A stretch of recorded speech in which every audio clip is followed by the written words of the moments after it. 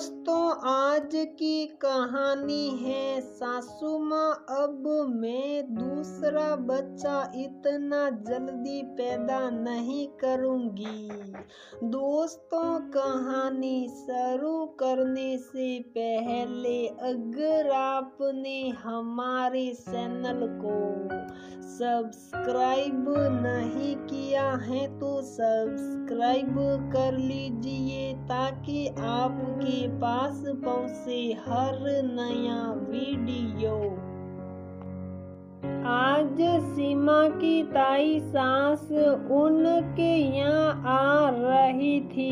एक तो कुछ महीने पहले उन्होंने घुटनों का ऑपरेशन करवाया था, दूसरे शहर में रहती थी, इसी कारण वह उसके बेटे के कुआं पूजन पर भी ना आ सकी। उसकी शादी के बाद वह पहली बार आ रही थी, इसलिए सीमा ने अपनी सास से पूछकर उनकी मनपसंद चीजें बनाकर रख ली थी। अपनी तरफ से उसने उनके स्वागत की अच्छे से तैयारी कर ली थी। मम्मी जी, कुछ कमी लग रही हो तो बताइए, क्योंकि शादी में तो उन्हें जानने समझने का मौका ही नहीं लगा। बहू तो बेकार में इतनी परेशान हो रही है। अरे, मेरी जेठानी तो बहुत ही हंसमुख और सरल स्वभाव की है। मेरी तो जेठानी से बढ़कर सहेली है वो। सच, उनके साथ बिताए दिन याद कर आज भी मन खुश हो जाता है। दोपहर तक सीमा की ताई सास आ गई और जैसा उसकी सासू माँ ने बताया था, वह तो उससे भी कई बढ़कर निकली। कुछ ही घंटों में सीमा से ऐसे घुल मिल गई जैसे बरसों से जानती हो। खाना खाते हुए बोली, बहू तू तो साक्षात अन्नपूर्णा है, अपनी सास से भी बढ़कर स्वाद है तेरे बनाए खाने में। कुसुम, बहुत भाग्यशाली है तू जो तुझे ऐसी बहू मिली। हाँ दीदी, भाग्यशाली तो मैं हूँ, पहले बहन समान आप मिली और अब बहू के रूप में बेटी घर आई है। कुसुम जी अपनी बहू को प्यार से निहारते हुए बोली। सीमा की ताई सास उसके बेटे के लिए लाए तोहफे उसे देने लगी तो सीमा बोली, ताई जी, इन सब की क्या जरूरत थी? हमारे लिए तो आपका आशीर्वाद ही काफी है। वह तो तुम सबके साथ सदैव ही रहेगा बहू। ये तो मेरी तरफ से पोते के लिए प्यार है। अच्छा, अब जल्दी से दूसरा बच्चा भी कर ले। अब तो एक के साथ दूसरा भी पल जाएगा। 1-2 साल मुश्किल रहेगी, लेकिन बाद के लिए आराम हो जाएगा तुम्हें। अरे नहीं ताई जी, अपने आराम के लिए मैं इसके हिस्से की खुशियाँ नहीं छीन सकती। अगर मैंने अभी दूसरे के बारे में सोचा तो मुझे इस नन्ही सी जान का दूध छुड़वाना पड़ेगा।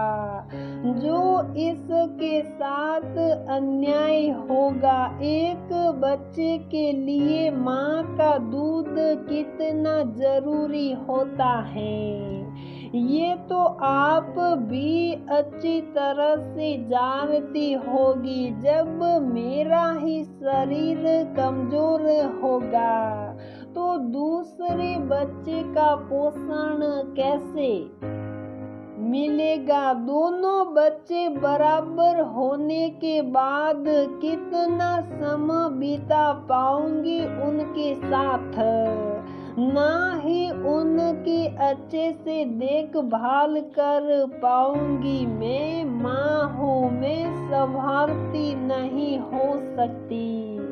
जो मेरे बच्चे की बेहतरी के लिए सही होगा मैं वही करूँगी। इसलिए ताई जी इसके 4-5 साल का होने तक तो मैं दूसरे के बारे में सोचूंगी भी नहीं। सीमा अपने बेटे की माथे को चूमते हुए बोली, बस यही तुम पढ़ी लिखी लड़कियों में खराबी है, अपनी अपनी सलाती हो, बड़ों की बात नहीं सुनती। हम भी तो कुछ सोच समझ कर ही तुम्हें सलाह दे रहे हैं। बीच में ज्यादा लंबा समय हो जाने के कारण कई बार दूसरा बच्चा होने में दिक्कत हो जाती है। सुना है मैंने बहुतों से। सीमा कुछ कहती उससे पहले ही उसकी सास ने उसे इशारे से चुप रहने के लिए कहा और बोली, नहीं जीजी ऐसी कोई बात नहीं, बहुत समझदार है हमारी बहू। वैसे सही तो कह रही हैं ये, अगर अभी दूसरे के लिए जल्दी करेगी तो इस नन्ही सी जान का दूध छुड़वाना पड़ेगा। दूसरा होने के बाद क्या इसकी वैसे ही देखभाल हो पाएगी? नहीं ना। और वैसे भी आपको पता ही है कि डिलीवरी के बाद कई महीनों तक शरीर कितना कमजोर हो जाता है। ऐसे में दूसरा बच्चा सोचना माँ और बच्चे दोनों के लिए हानिकारक हो सकता है। हाँ ये तो तूने सही कहा कुसुम, लगता है बुढ़ापे में मेरी बुद्धि सड़िया गई है। भूल गई थी जब हमारी सास हमें ऐसा बोलती थी, कितना गुस्सा आता था। एक साथ सबकी परवरिश करना कितना मुश्किल हो गया था। वह तो तू साथ थी जो तूने संभाल लिया, वरना डॉक्टरों ने तो सौते बच्चे के समय ज्यादा खून बह जाने के कारण मेरा बचना ही मुश्किल बता दिया था। सच कितना कठिन दौर था वह। सास क्या पति भी हमारे मन की पीड़ा नहीं समझते थे। हाँ जीजी अब बस हमें अपनी बहुओं के साथ वही गलती नहीं दोहरानी जो हमने भोगा, हमारी बहुओं को ना भोगना पड़े। मैं तो बस यही कोशिश करती हूँ, सही कह रही है तू कुसुम। इतनी जल्दी जल्दी बच्चे गोद में आ जाते थे कि हम तो गाजर मूली खाने को भी तरस जाते थे। सुनकर सीमा हैरान होते हुए बोली, ताई जी ये गाजर मूली कहाँ से आ गई बीच में? अरे बहू, इनकी तासीर ठंडी होती है ना, तो अगर माँ यह सब चीजें खाएगी तो दूध पीते बच्चे को ठंड लग सकती है। और हमारे समय में पहला बच्चा 1-1.5 साल का होता नहीं था कि अगला ठंड का मौसम आने से पहले दूसरा पेट में आ जाता और हम अपनी मनसाई चीज खाने को तरस जाते थे। ताई हंसते हुए बोली, वैसे सच में तुम आज कल के बच्चे वाकई में बहुत समझदार हो। कम से कम हमारी तरह गाजर मूली खाने को तो नहीं तरसोगे।